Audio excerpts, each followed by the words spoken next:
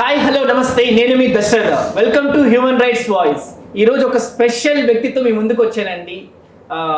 సనాతన ధర్మ పరిరక్షణ కోసం ఒక గొప్ప సంకల్పం చేకూర్చి అందరికీ కూడా సనాతన ధర్మం యొక్క విలువలను పంచుతూ ఉన్న వ్యక్తి. నమస్తే సార్. నమస్తే స్వామి. Welcome to human rights voice. అసలు మిమ్మల్ని చూస్తుంటేనే మాకు లక్ష్మీ నరసింహస్వామి యొక్క ప్రత్యక్ష రూపం చూస్తున్నట్టుగా ఉంది. ఇప్పుడు ఈ సుదర్శన హోమం ఒక సంకల్పం యొక్క దాని గురించి అసలు ఏంటి స్వామి, అంత సంకల్పించారు? ఆ సంకల్పం యొక్క గొప్పతనం ఏంటి? అసలు ఎందుకు ఆ సంకల్పం వచ్చింది, ఎట్లా ఏంటి? స్ఫురత్ సహస్రార శిఖాతి తీవ్రం సుదర్శనం భాస్కర కోటి తుల్యం సురద్విషాం ప్రాణ వినాశి విష్ణోహ చక్రం సదాహం ప్రపద్య అని సుదర్శనమూర్తి శ్రీ మహావిష్ణువు యొక్క కుడి చేతిలో ఉండేటటువంటి చక్రాయుధం అండి. దుష్ట శిక్షణ కోసం, శిష్ట రక్షణ కోసం, స్వామి ధర్మ సంస్థాపన చేయటం కోసం, ఈ యొక్క శత్రువుల యొక్క పీడను తొలగించటం కోసం, ఈ మానవాళికి చెడు చేసేటటువంటి దుష్టుల నుంచి ఈ యొక్క మంచి వాళ్ళందరినీ కూడా, సజ్జనులందరినీ కూడా కాపాడటం కోసం సుదర్శన చక్రాన్ని స్వామి ప్రయోగం చేస్తుంటారండి. అటువంటి సుదర్శనమూర్తి జనులందరికీ కూడా రక్షణగా ఉండేటట్లుగా స్వామి యొక్క అనుగ్రహంతో ఋషులు మనకు ప్రసాదించినటువంటి మూల మంత్రాలతో ప్రతి గృహంలో కూడా ప్రతి చోట సుదర్శన హోమం అనేది చాలా విశేషంగా జరగాలని సంకల్పం చేసుకొని శత్రువుల బాధల నుంచి తొలగిపోవడానికి, రుణ బాధల నుంచి విముక్తి చెందటానికి, వారికి నెగిటివ్ ఎనర్జీ, వాళ్ళ మనసులో నుంచి నెగిటివ్ ఎనర్జీ తొలగిపోయి పాజిటివ్ ఎనర్జీతో ఎప్పుడు కూడా వాళ్ళు ముందుకు సాగటానికి, నిరాశ నిస్పృహలతో కూడుకున్నటువంటి వారి జీవితాలలో మంచి అవకాశాలను ప్రసాదించే విధంగా ఉండేది ఈ సుదర్శన హోమం అండి. ఆ సుదర్శన మూలమంత్రం కూడా చాలా అద్భుతమైనటువంటి మూలమంత్రం అండి. అటువంటి మూలమంత్రంలో శ్రీకృష్ణ భగవానుని యొక్క తత్వం అంతా కూడా సుదర్శన చక్రంలో ఉంటుందండి. ఆ శ్రీకృష్ణ భగవానుడు నిరంతరం కూడా ఆ సుదర్శన చక్రాన్ని తన యొక్క చిటికెన వేలుతో తిప్పుతూ ఈ యొక్క జనులందరినీ కూడా కాపాడే విధంగా, రక్షణ కల్పించే విధంగా సుదర్శనమూర్తిని ఆయన ఎంతో చాకచక్యంగా, అద్భుతమైనటువంటి వేగంతో తిరిగేటటువంటి ఆ సుదర్శన చక్రాన్ని ఆయన ఆ ఒక్క వేలుతో దానిని కంట్రోల్లో పెడుతూ ఈ మానవులందరికీ కూడా పాజిటివ్ ఎనర్జీని ప్రసాదిస్తూ ఉంటాడు. అంత గొప్పదైనటువంటి సుదర్శన చక్రం యొక్క విశిష్టత ప్రతి గృహంలో సుదర్శన హోమ రూపంలో అందరికీ ఆ శక్తిని ధారపోయాలనేటువంటి సంకల్పంతో మా గురువులు ప్రసాదించినటువంటి ఉన్నతమైనటువంటి జ్ఞానంతో ఈ యొక్క సంకల్పం తీసుకోవడం జరిగిందండి. సుదర్శన హోమం ప్రతి గృహంలో జరగాలని. గ్రేట్ గ్రేట్ త్రినాథ్ చక్రస్వామి గారు, త్రినాథ్ చక్రవర్తి స్వామి గారు. నాకు ఎప్పుడు మిమ్మల్ని చూస్తున్నా కానీ ఒక లక్ష్మీ నరసింహస్వామి యొక్క స్వరూపంలాగే భావిస్తూ ఉంటాను. సో ఈ రోజు ఈ యొక్క సంకల్పం చూసిన తర్వాత అంటే చాలా మంది కూడా ఫీల్ అవుతూ ఉంటారు, అంటే మేము జరిపించుకోవచ్చా, జరిపించకూడదా అని. సుదర్శన హోమం ఎవరెవరు చేసుకోవచ్చు స్వామి?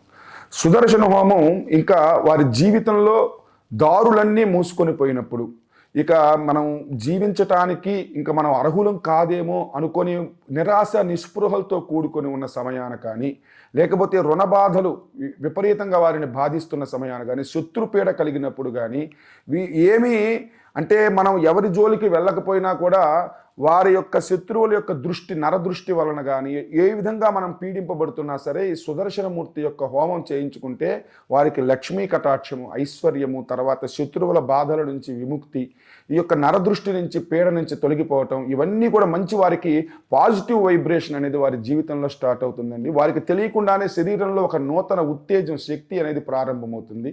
మనం దేనినైనా జయించగలము అనేటటువంటి భావన వారికి కలిగించి ఎంతో ధైర్యంతో లక్ష్మీనారసింహస్వామి వారి యొక్క అనుగ్రహం, వారికి సుదర్శనమూర్తిని పూజిస్తే లక్ష్మీనారసింహుని యొక్క అనుగ్రహం కలుగుతుందండి. లక్ష్మీనారసింహుడు, సుదర్శనము ఇద్దరు కూడా ఒకే రకమైనటువంటి శక్తిని కలిగినటువంటి స్వరూపం. అందుకనే సుదర్శన లక్ష్మీ నారసింహ యాగం అంటాం మనం. సుదర్శన హోమాన్ని సుదర్శన లక్ష్మీ నారసింహ యాగం. ఈ విధంగా సర్వసిద్ధిప్రద సుదర్శన లక్ష్మీ నారసింహ యాగం ప్రతి గృహంలో కూడా చేస్తూ వస్తున్నామండి. అందరూ కూడా ఈ యొక్క మూలమంత్రం విన్నటువంటి ప్రతి ఒక్కరూ కూడా వారికి తెలియనటువంటి నూతన ఉత్తేజం, మాకు జీవితంలో మంచి వైబ్రేషన్ కలుగుతుందండి. మా అమ్మాయికి వివాహం అయినది, మా అబ్బాయికి ఉద్యోగం వచ్చినది, ఈ విధంగా ఉద్యోగం సఫలీకృతం అవటం, వివాహం సఫలీకృతం కావటం కోసం ఎన్నో రకాలుగా వారి యొక్క జీవితంలో కొత్త ఆవిష్కరణలు పెంపొందించడం కోసం ఈ సుదర్శన హోమం అనేది అందరూ కూడా చేయించుకుంటూ ఉన్నారండి. సో సుదర్శన హోమం యొక్క ఇంపార్టెన్స్ని జనాలందరికీ కూడా తెలిసే ఒక మహోన్నతమైన సంకల్పం ఇది.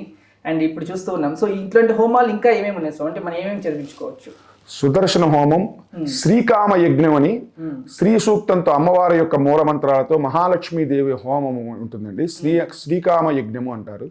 తర్వాత ఈ యొక్క మన ఉన్నతమైనటువంటి అధికారం పొందటం కోసం, ఉద్యోగంలో ఉన్నతి కోసం రాజ్యలక్ష్మి యాగం అనేటటువంటిది ఒక ఉంటుందండి. రాజ్యలక్ష్మి సంబంధించినటువంటిది. తర్వాత చండీ హోమము, రుద్రయాగము, పాశుపత హోమాలు, ఎన్నో రకాలుగా లక్ష్మీ నారసింహ యజ్ఞాలు, లక్ష్మీ నారాయణ యజ్ఞము, ఎన్నో మనకు భగవంతుని యొక్క అనుగ్రహం మనకు ఏ విధంగానైనా సరే లభింపజేయడానికి ఋషులు ప్రసాదించినటువంటి గొప్ప వరం.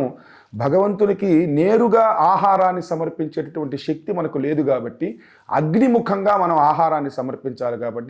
కాబట్టి స్వాహాదేవి అగ్నిదేవుని యొక్క భార్య కాబట్టి స్వాహ అని చెప్పినప్పుడల్లా ఆ హోమ ద్రవ్యాన్ని మనం హోమంలో సమర్పిస్తే అగ్నిదేవుడు స్వయంగా మనం ఏ దేవత పేరు చెప్పైతే సమర్పిస్తామో ఆ దేవత వద్దకు నేరుగా వెళ్ళి బలానా గోత్రీకుడు తన భార్యా సమేతంగా కలిసి కూర్చొని మీకు ఈ పదార్థాన్ని సమర్పించారు, దీన్ని అమృతతుల్యంగా మీరు స్వీకరించి అతనిని ఆశీర్వదించండి అని చెప్పి అగ్నిదేవుడు మనందరి తరపున ప్రార్థన చేస్తాడు.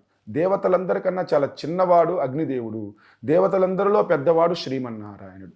కాబట్టి అగ్నిముఖంగా ఏ దేవతైనా ఆహారం స్వీకరిస్తుంది. కాబట్టి అగ్నిముఖంగా మనం చేసేటటువంటి ప్రతి హోమం కూడా ఉన్నతంగా వారి జీవితంలో మంచి వెలుగులు నింపి వారికి ఉన్నతమైనటువంటి జీవితాన్ని ప్రసాదిస్తూ ఉంటుంది. సో ఇప్పుడు మనం చూస్తూ ఉంటే లక్ష్మీ నరసింహస్వామి శీఘ్రంగా ఆగ్రహం అవ్వాలన్నా అనుగ్రహం ఇవ్వాలన్నా కానీ లక్ష్మీ నరసింహస్వామి. సో రీసెంట్గా చూస్తే మనకి మహావతార్ నరసింహ అని చెప్పేసి జనాలకి తీసుకొచ్చేలాగా ఒకటి వచ్చింది, చాలా విశేషమైన ఆదరణ కూడా వచ్చింది. చూసారా స్వామి? అదే చూసానండి. అందులో నరసింహస్వామి యొక్క ఏదైతే ఉందో అది చూపించింది కరెక్టే అంటారు మైథాలజీ ప్రకారం? మైథాలజీ ప్రకారం వస్తే కొన్ని చిన్న చిన్న మార్పులు చేసినా సరే కానీ అందులో ఉన్నటువంటి భావాన్ని మనం అర్థం చేసుకోవాలి.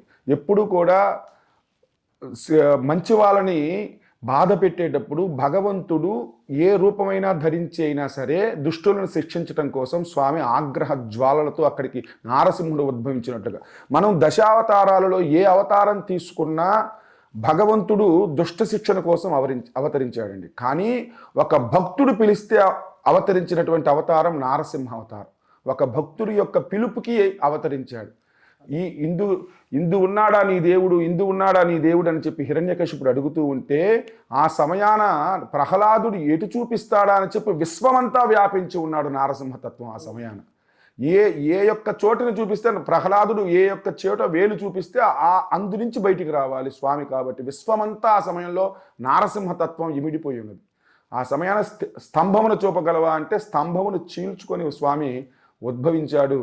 ఆ విధంగా ఆ నృసింహ స్తంభావిర్భావ స్తోత్రం కూడా చాలా గొప్పగా ఉంటుంది. స్తంభావిర్భావ స్తోత్రం ఏదైతే ఉందో అది చాలా మందికి కూడా ఇది ఉంటుంది, మూవీలో అది అందరికీ కనిపించే అవకాశం కల్పించలేదు.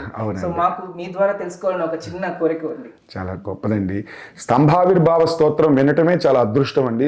నారసింహుడు ఏ విధంగా స్తంభాన్ని చీల్చుకొని తన భక్తుడిని రక్షించడం కోసం బయటికి వచ్చాడు అనేటటువంటి విషయం అంతా కూడా ఆ యొక్క స్తంభావిర్భావ స్తోత్రంలో ఋషులు చెప్పినటువంటిదండి.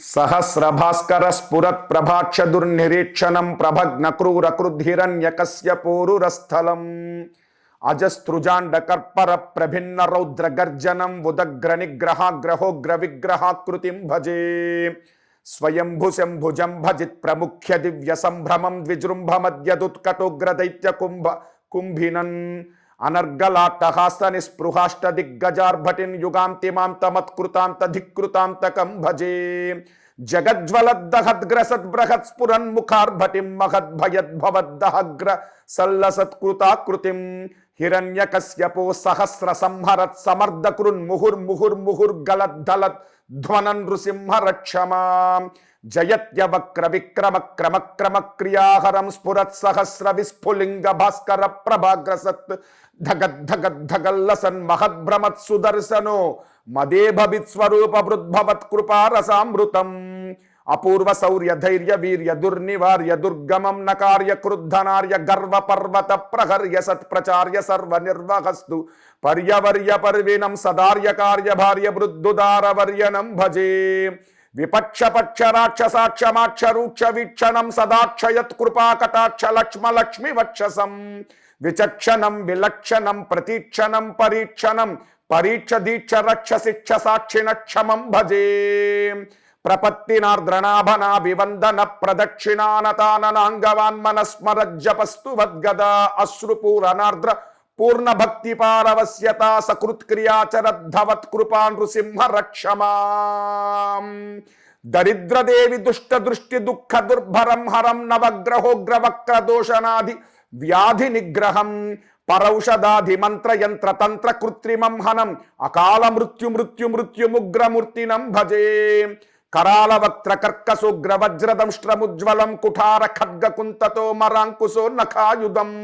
మహభ్రయూధ భగ్న సంచలజ్జతా సటాలకం జగత్ ప్రమూర్చితాట్టహాస చక్రవర్తినం భజే నవగ్రహాప మృత్యుగండ వాస్తు రోగ వృశ్చిక అగ్ని బాణవాగ్ని కాననాగ్ని శత్రుమండల ప్రవాహ క్షుత్పిపాస దుఃఖ తస్కర ప్రయోగ దుష్ప్రమాద సంకటాత్ సదా నృసింహ రక్షమాం ప్రభో సంకటాత్ సదా నృసింహ రక్షమాం ప్రభో సదా నృసింహ రక్షమాం ప్రభో ఉగ్రం వీరం మహావిష్ణుం జ్వలంతం సర్వతోముఖం నృసింహం భీషణం భద్రం మృత్యుం నమామ్యహం.